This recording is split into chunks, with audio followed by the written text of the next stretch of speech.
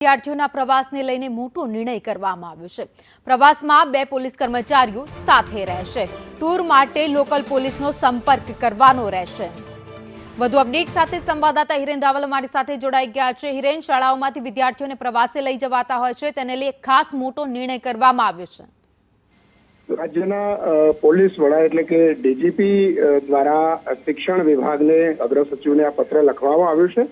2024માં DGP અને IGP કોન્ફરન્સની અંદર પ્રધાનમંત્રી નરેન્દ્ર મોદીએ આ સૂચન કર્યું હતું કે જે શાળાઓના બાળકોનો પ્રવાસ, ટૂર અથવા તો પિકનિક મુલાકાત જેવા કાર્યક્રમો હોય છે, એની અંદર શાળાના સ્ટાફની સાથે બાળકોની સાથે પોલીસ કર્મચારીઓ 2 રહે એ પ્રકારની સૂચન કરવામાં આવ્યું હતું અને એનું અમલીકરણ ગુજરાતે શરૂ કર્યું છે।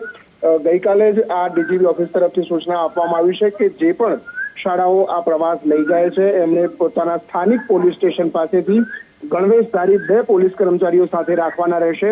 આ ઉપરાંત જો મહિલા એટલે કે વિદ્યાર્થીનીઓ પણ વધારે સંખ્યામાં સાથે હોય તો મહિલા પોલીસ કર્મચારી પણ સાથે રાખવા એ પ્રકારનો આદેશ ડીજીપી ઓફિસ તરફથી કરવામાં આવ્યો છે, જેથી કરી અને બાળકોની સુરક્ષાથી લઈ અને સિવિલ ડિફેન્સ સહિતની તમામ બાબતો છે એને પણ વિદ્યાર્થીઓ સાથે સંકલન કરી અને એમને અભ્યાસ કરાવી શકાય। આભાર માહિતી માટે।